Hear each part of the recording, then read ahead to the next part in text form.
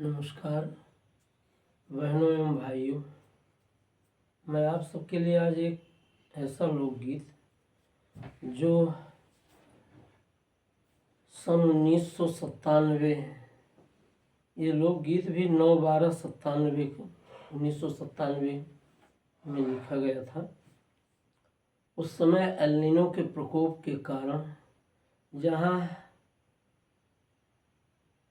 जुलाई के बाद अगस्त, सितंबर, अक्टूबर तक पानी की बूंद तक नहीं गिरी थी, और उसके बाद अक्टूबर के अंतिम सप्ताह से जो पानी ने बरसना शुरू किया तो नवंबर, दिसंबर, जनवरी तक लगातार पानी का बरसना जारी रहा, जिसके कारण गेहूं की बुआई नहीं हो सकी और दूसरी रबी की फसलें बोई नहीं जा सकी, और सारी किसानी उस साल एल नीनो के प्रकोप के कारण चौपट हो गई थी। उसी 97-98 में क्योंकि महाराष्ट्र, कर्नाटक आदि प्रांतों में प्याज बहुतायत से उगाई जाती है, और जिस काल में प्याज उगाई जाती है उस काल में अनवरत वर्षा ही चल रही है, तो भला प्याज लगाई कैसे जाती, उगाई कैसे जाती, और उसकी फसल तो आने का सवाल ही नहीं उठता, जिसके कारण प्याज का मूल्य 120 रुपया किलो तक जा पहुंचा था। और हमारे देश में एक विचित्र परिपाटी आजकल के लोगों में चल पड़ी है। लोग दिखावे के लिए बाजार में जो साग सब्जी या वस्तुएं ज़्यादा महंगी होती हैं उसको खरीद करके और चारों तरफ उसका गाना गाने में मशगूल हो जाते हैं। अरे यार, बड़ी महंगाई है, बड़ी महंगाई, ये इतने रुपए किलो मिले। टमाटर जब 100 रुपये किलो से अधिक के भाव जुलाई अगस्त में चढ़ गया था, पहले जुलाई में, तो लोग ऐसा हाय तो मानो टमाटर नहीं है तो जीवन नहीं है। इसी तरह से 98 में, 97-98 में प्याज नहीं है तो जैसे जीवन ही नहीं है।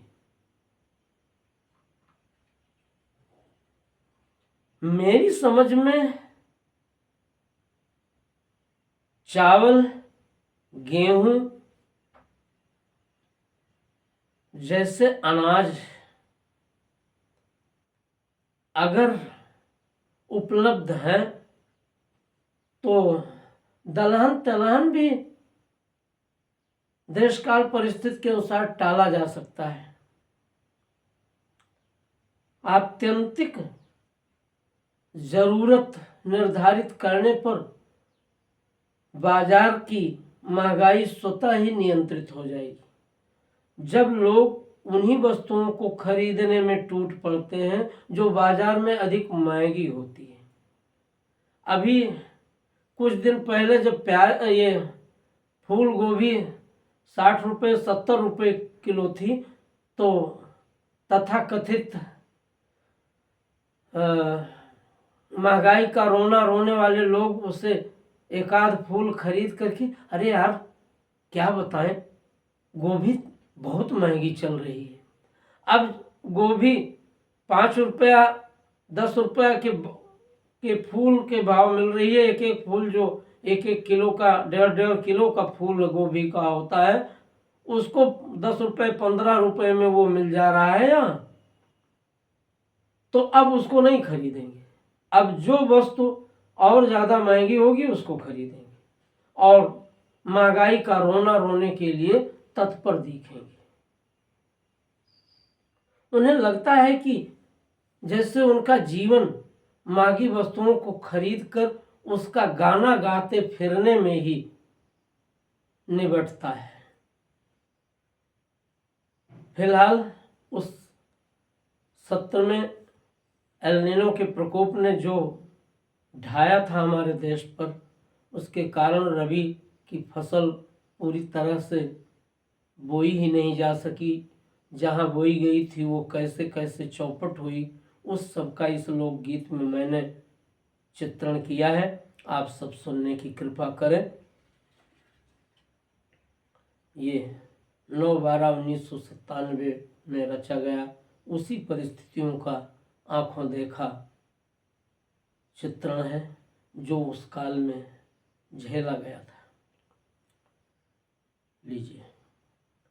रोज रोज बरखाबा दयु बऊरान बाय, रोज रोज बरखाबा दयु बऊरान बाय, चौपट किसानी किसान हैरान बाय। रोज रोज बरखाबा, रोज रोज बरखाबा दयु बऊरान बाय, चौपट किसानी किसान हैरान बाय। बरखा के काल बिनु बरखा 27, जुलाई अगस्त सितंबर में पानी वर्षा ही नहीं। आषाढ़ सावन भादों महीना बिल्कुल बिना पानी के, बिना पानी बरसे ही चला गया। बरखा के काल, बरखा के काल बिनु बरखा 27, कतहूँ मचाए बाढ़ धान का गलाइस, कतहूँ मचाए बाढ़ धान का गलाइस। कहूँ कहूँ कहूँ कहूँ जाम धान, कहूँ कहूँ जाम धान झिसवो न पाइस, कहूँ कहूँ जाम धान झिसवो न पाइस। तब हूँ जो धान केर भई पैदाइस, तब हूँ जो धान केर भई पैदाइस। ओहू केर नासे का, ओहू केर नासे का घन अखीरान बाय, ओहू केर नासे का घन अखीरान बाय।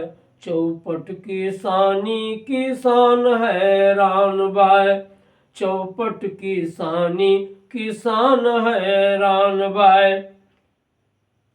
क्यों काट पाइस तो खेतवे में डूबेगा। उसी काल में मैंने जो देखा है, क्यों काट पाइस तो खेतवे में डूबेगा, भीज पाक धान कहूँ खेतवे में लौटेगा, भीज पाक धान कहूँ खेतवे में लौटेगा। कहियो कहियो दिन घाम भवा रात घन कोपिगा, कहियो दिन घाम भवा रात घन कोपिगा।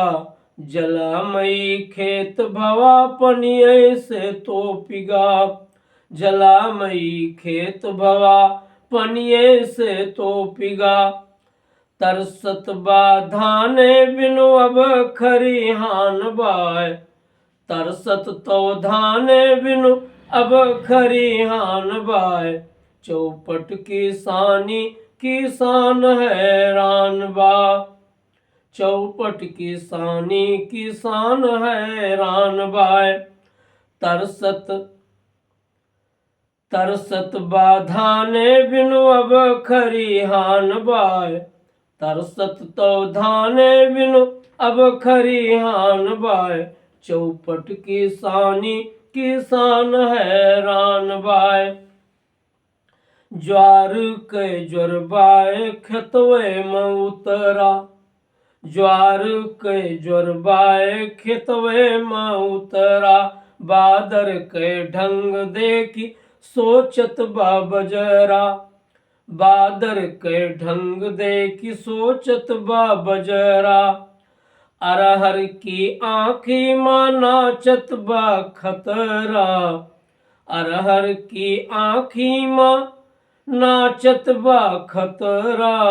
सावा और तिल्ली के मन बाय, सावा और तिल्ली के तनवाए कतरा, सावा और तिल्ली के तनवाए कतरा, पाक धान खेतवे मां फिन्यू अखी अखुआन बाय, पाक धान खेतवे मां फिन्यू अखुआन बाय, चौपट किसानी किसान हैरान बा, चौपट किसानी किसान हैरान बाय,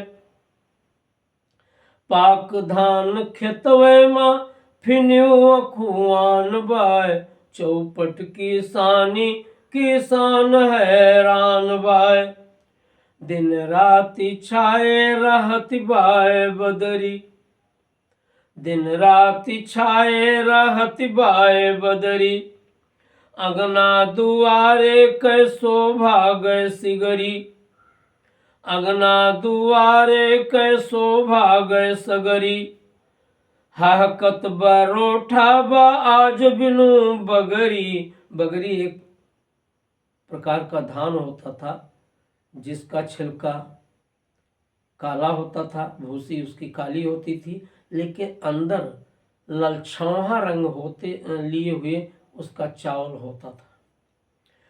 हकत बरोठा बा आज बिनु बगरी, डेहरी बासिस कति और बिलखति बागगरी, डेहरी बासिस कति और बिलखति बागगरी, लखी दुर्दिन चिरयु कै मन, लख दुर्दिन चिरयु कै मन मुरझान बाय, दुर्दिन का लखी चिरई, लख दुर्दिन चिरयु कै मन मुरझान बा, लख दुर्दिन चिरयु कै मन मुरझान बाय, लख दुर्दिन चिरयु कै मन मुरझान बाय, चौपट किसानी किसान हैरान बाय, चौपट किसानी किसान हैरान बाय, के रोज रोज बरखावा दयु बउरान बाय, चौपट किसानी किसान हैरान बाय, चौपट किसानी किसान हैरान बाय। अपनी फसल के बोने से लेकर उसके कटकर घर में आने तक उसकी फसल पर क्या क्या बीतता है, इसको तो केवल किसान जान सकता है। और किसान की परिस्थितियों का अनुभव अगर सरकार को नहीं होता तो ऐसी सरकार वस्तुतः संवेदनहीन सरकार कहलाएगी।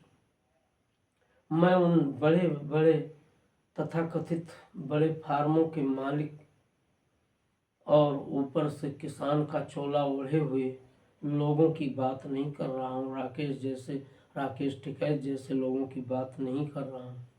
मैं तो उन किसानों की बात कर रहा हूँ जो अपनी खेती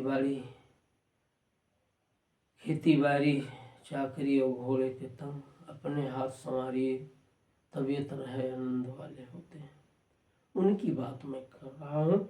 और उन्हीं पर 1997-98 में प्रकृति का घटनीय स्वरूप घटा था। भीषण वर्षा ने फसलों को तहस नहस कर दिया था। अब आप सब को ये लोकगीत जैसा भी लगा हो, आप सब इसे अपना आशीर्वाद देने की कृपा करें। धन्यवाद। जय हिंद।